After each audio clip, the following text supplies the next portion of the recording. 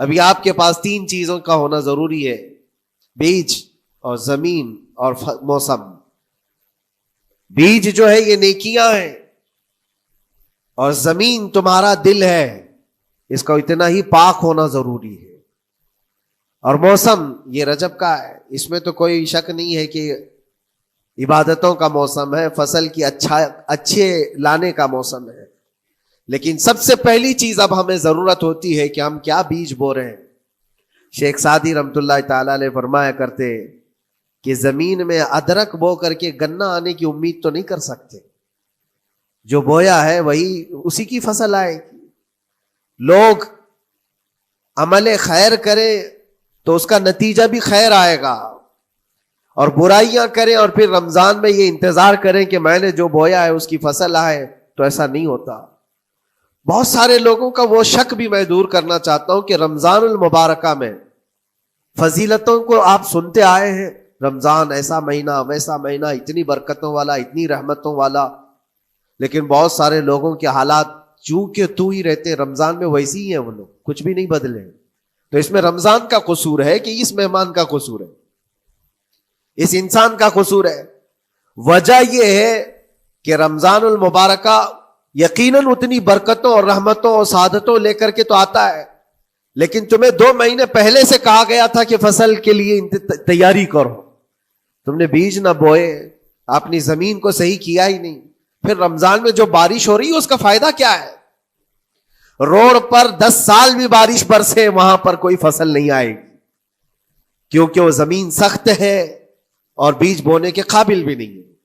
رمضان المبارکہ میں رحمتوں کی جھماجھم بارش تو ہوتی ہے، لیکن دل اگر سخت ہے گناہوں سے تو اس بارش کا کیا اثر ہوگا اس پر؟ اسی لیے دلوں کی نرمی یہاں سے شروع کریں، رجب المرجب سے۔ اس کی راتوں میں اللہ رب العزت کو پکاریں، مناجات کریں، عبادتوں کے لیے کچھ دن تو خاص کر لیں۔ بہت دنیا میں ہم نے اپنے آپ کو ملوث کر رکھا ہے، کچھ راتیں اللہ رب العزت کی عبادت میں تو لگائیں۔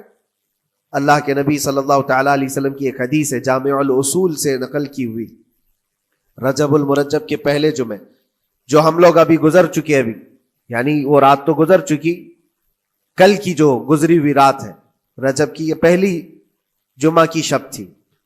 اس کے متعلق روایت ہے کہ 12 رکعتیں جو مغرب کے بعد سے لے کر عشاء کے درمیان پڑھتا ہے، اللہ کریم اس کے تمام گناہوں کو معاف کرتا ہے، اور اس سال اس کو پورے طور پر ناگہانی آفات سے محفوظ رکھتا ہے، اور شیطان کے اس پر قابو پانے سے بھی اس کو اللہ محفوظ رکھتا ہے۔ تو یہ تھی تیاریاں، یہ ساری چیزیں ابھی سے تیاریاں ہونی چاہیے۔ رجب کے 3 دن آتے ہیں جس کے متعلق فرمایا گیا ہے ایام بیز میں بھی 13، 14، 15 یا 14، 15، 16 یہ جو تاریخیں آتی ہیں اس میں روزے رکھو۔ اس کی بھی بڑی فضیلت ہے کہ تم تیاریاں ابھی سے شروع کر دو کہ رمضان المبارکہ میں اچھی فصل دیکھ سکے، ہمارے جسم کے اندر بدلاؤ آ سکے، ہمارے دل کے اندر انقلاب آ سکے۔ اور تیاری یہاں سے نہ کر کے صرف رمضان میں ہی امید لگائے بیٹھتا ہے تو میرے عزیزوں کچھ تو صفائی کی ضرورت ہوتی ہے۔ آپ نے اگر زمین خریدی کھیتی باڑی کی غرض سے اور گئے، وہاں جاتے ہی آپ نے سوچا کہ اس میں فصل آ جانی چاہیے، تو کسانوں سے پوچھو تو بتائیں گے آپ کو نہیں، زمین کو پہلے صاف کرنا پڑتا ہے، کچرے ہوں گے اس کے اندر بہت سارے، ہل چلاؤ یا کسی بھی طرح سے اس کو صاف کرو۔ صاف کرنے کے بعد پھر یہ بھی کسان کہتا ہے کہ زمین کو تھوڑا ڈھیلا کر دو، بڑے بڑے ڈھیلے ہوں تو اس کو توڑ دو اور مٹی نرم ہو جائے، اور اس کے بعد پھر کسان کہتا ہے تھوڑا پانی بھی چھڑکاؤ کرو، گیلی ہو جائے، تب جا کر کے تم اس پر بیج بو۔ میرے عزیزو یہ رجب بیج بونے کا موسم ہے، تو پہلے زمین کو ڈھیلا تو کر دو، زمین کے اندر جو کچرے ہیں اس کو نکال تو دو، دل کے اندر جو وسوسے بھرے ہوئے ہیں، گناہوں کے خیالات بھرے ہوئے ہیں، اس کو پاک تو کرو۔ اس کو پاک کرنے کے لیے اللہ کریم کی بارگاہ میں آ کر گڑ گڑاؤ، تمہارا ایک آنسو تمہارے تمام گناہوں کو اور اللہ کی غضب کو ٹھنڈا کر دیتا ہے۔ ہاں، ایک آنسو کا قطرہ تمہارے لیے اللہ کریم ہے، موتی سمجھ کے شان کریمی نے چن لیے قطرے جو گرے تھے عرق انفعال کے۔ امام غزالی رحمت اللہ تعالی علیہ نے لکھا ہے کہ آج اللہ تبارک و تعالیٰ کی رحمت کو اپنی طرف مائل کرنے کے لیے اگر تم کچھ کر سکتے ہو تو بس یہ ہے کہ دنیا رونے اور گڑ گڑانے سے نہیں مانتی، لیکن مولا کریم بندے کے ایک مرتبہ سجدہ کر کے اسے پکارنے سے فوراً قبول کرتا۔ موسیٰ علیہ الصلاۃ والتسلیم اللہ تعالیٰ سے پوچھتے ہیں، مولا جب تیرے بندے تجھے پکارتے ہیں تو اس میں نیک لوگ بھی ہوتے ہیں اور گنہگار بھی ہوتے ہیں، تو کیا تو سب کی پکار کا جواب دیتا ہے؟ توجہ، اللہ رب العزت فرماتا ہے، اے موسیٰ میرے پکارنے والے بندوں میں نیکوکار بھی ہیں، گنہگار بھی ہیں۔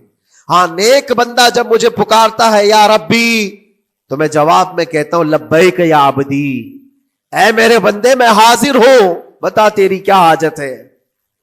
پھر موسیٰ علیہ السلام پوچھتے ہیں کہ مولا یہ تو نیک بندہ جب پکارتا ہے تو کہتا ہے لبیک یا عبدی، اور جب گنہگار پکارتا ہے تب کیا کہتا ہے؟ رب تعالیٰ فرماتا ہے جب میرا گنہگار بندہ مجھے پکارتا ہے یا ربی، تو میں اس کے جواب میں 70 بار لبیک یا عبدی کہتا ہوں۔ ایک بار پکارے 70 بار جواب، ایسا کیوں ہے؟ تو فرماتا ہے میرا رب نیکوکار کو اس کی نیکیوں پر بھروسہ ہے کہ اللہ معاف کرے، اور گنہگار کو صرف میری رحمت پر بھروسہ ہے۔ اس کے پاس ہے کچھ نہیں، اس کے آس پاس وہ نظر ڈالتا ہے میں نے کوئی ایسی نیکی رکھی نہیں ہے، صرف اللہ رب العزت کی رحمت ہے جو مجھے معاف کر سکتی ہے۔ وہ مجھ پر یقین کر کے پکارتا ہے، اس لیے اس کے سوال کا میں بار بار جواب دیتا ہوں۔ عزیزان گرامی وقار، اقبال نے سچ ہی کہا تھا، ہم تو مائل بکرم ہے کوئی سائل ہی نہیں۔ یہ رب تبارک و تعالیٰ کی طرف سے ہے کہ اللہ تبارک و تعالیٰ کرم پر کرم کرنے کے لیے موقع عنایت کرتا ہے، یا بندے کو آنے کا موقع ہی نہیں ہے، بندہ آنا نہیں چاہتا ہے۔ اس سے پہلے کہ تمہارے ساری چیزیں بند ہو جائیں، دروازے ختم ہو جائیں، اللہ رب العزت کی بارگاہ میں آؤ اور اسے پکارو، یقیناً یہ تمام چیزیں تمہاری زندگی میں انقلاب لاتی ہیں، بہت بڑی تبدیلی لاتی ہیں۔ عزیزان گرامی، پھر میں یہ عرض کرتا ہوں کہ رجب کے اس مہینے میں دل کو نرم کرنا بہت ضروری ہے۔ دلوں کی سختیاں آج گناہوں کی طرف مائل کرتی ہیں۔ ہمارا دل سخت ہے یا نرم ہے، اس کو پہچاننے کے کئی تھرمامیٹر دیے گئے ہمارے پاس، چیک کرو ہمارا دل کس پوزیشن میں ہے آج۔ امام غزالی فرماتے ہیں 3 علامتیں ایسی ہیں جس سے پتہ چل جاتا ہے انسان کا دل سخت ہے یا نرم ہے، بیمار ہے یا صحت یاب ہے۔ یہ ڈاکٹر لوگ اسکیننگ سے یا سونوگرافی سے نہیں بتا سکتے کہ تمہارے دل کی یہ کیفیت، کیسے اس کو اہل بصیرت سمجھ سکتے؟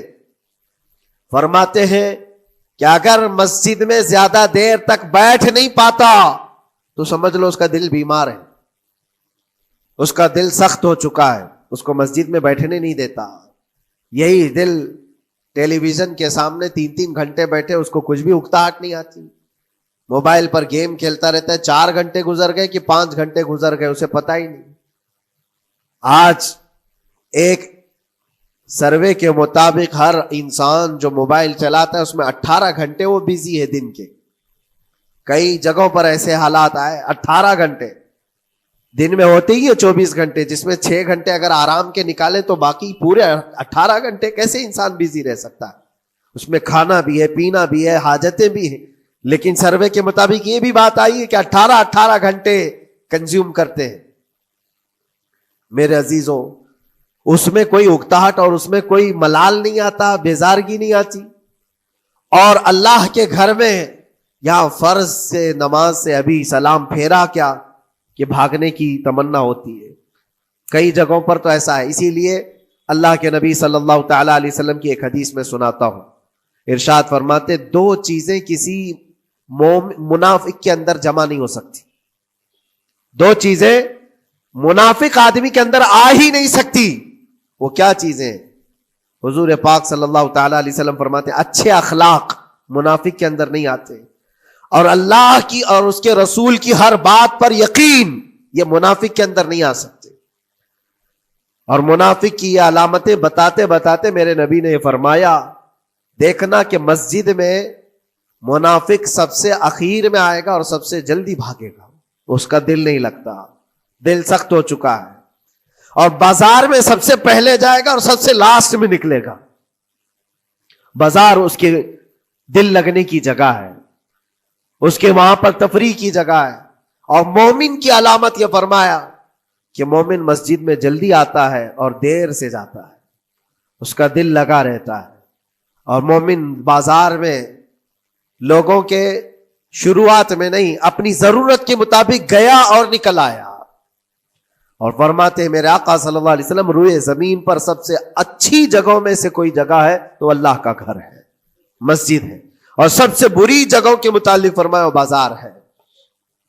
اب یہاں پر دلوں کے متعلق میں عرض کر رہا ہوں کہ کس کا دل کس پوزیشن میں ہے, اسے آج خود آزما لینا چاہیے.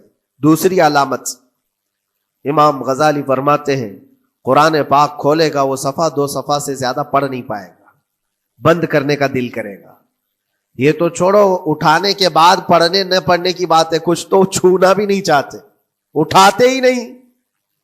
سال پورا ہو گیا تو قرآن پکڑتے نہیں, تو پھر دل کی کیفیت کیا ہو چکی ہوگی, دل کیسا مریض ہوگا. بعض لوگ ہم سے یہ کہتے بھی تھے کہ حضرت پڑھنا تو آتا نہیں, کیا کریں گے قرآن کا. کہا اٹھانا تو آتا ہے. میں نے ان سے پوچھا قرآن اٹھانا تو آتا ہے, جب قسم کھانے کی بات ہوتی ہے تو کیسے خود قرآن اٹھا لیتے ہو, سر پہ رکھ لیتے ہو. اسی طرح سے قرآن کو ہی اٹھا کر کے سینے سے لگا کر اللہ کی بارگاہ میں دعا کرو کہ مولا میرے دل کے دروازے کھول دے. اور قرآن کوئی سخت چیز نہیں ہے, اللہ وعدہ فرما رہا ہے ہم نے قرآن یاد کرنے کے لیے آسان بنایا ہے. کوئی یاد کرنے والا, وہ خود قرآن تمہارے دل میں اتر جائے گا. کوشش کرو. دل کی بیماری کی 2 علامتیں میں نے بتایا. اگر بیمار دل ہے تو زیادہ یہاں بیٹھ نہیں سکتا اور زیادہ دیر قرآن پڑھ نہیں پاتا. تیسری بات فرماتے ہیں کہ تیسری علامت یہ ہے کہ ہمارا دل اگر سخت ہو چکا ہے تو جیب میں پیسے ہوں گے لیکن کوئی مانگ رہا ہوگا اللہ کے نام پر, دینے کی طبیعت نہیں ہے, کہیں دینے کی طبیعت نہیں کرتی. اور یہ چیز ہاتھ اٹھانے کو تمہارا دل نہیں کرتا تو سمجھ جاؤ کہ دل بیمار ہے. اور دل کی بیماری لے کر کے اگر کوئی رجب میں سوچتا ہے کہ میں بیج بوؤں گا تو کیا فائدے کا, زمین سخت ہے, زمین سخت ہے اور اس پر بارش بھی ہوگی تو کچھ فرق نہیں پڑتا, فصل نہیں آئے گی. دل کو نرم کرو. اور ایک علامت میں بتاؤں, اور ایک علامت کہ دل نرم ہے یا سخت ہے, اس کی ایک علامت یہ بھی ہے, اللہ کا جب ذکر کرے, جنت کا جب ذکر کرے, جہنم کے عذابات کا ذکر کرے, قبر کے معاملات کا ذکر کرے, حشر کے سوالات کا ذکر کرے, تو اس کی آنکھیں ڈبڈبا جائیں اور آنسو نکل آنے لگیں. قرآن کی آیتیں سن کر کے اس کا دل ہلنے لگے اور آنسو آ گئے تو سمجھ جاؤ کہ اس کا دل نرم ہے. ابھی اس کا دل بیمار نہیں ہوا, ابھی اس کا دل بیمار نہیں ہوا. لیکن یہاں تو پوزیشن الگ ہے, سچویشن الگ ہے. ہم تو پتہ نہیں کن کن چیزوں میں رو لیتے ہیں لیکن اللہ کا کلام سنتے ہوئے کسی کے کان پر جوں بھی نہیں رینگتی.